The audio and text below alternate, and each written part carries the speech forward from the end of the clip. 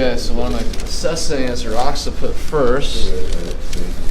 And what's happening to hers is that it's come down on the left side because she's got it verified through pain and swelling right here. So that needs to be lifted off. And then when we assess her C-spine, we're checking for some lateral flexion rotation. And I put my hands right on bones that are out of place that she can verify, right?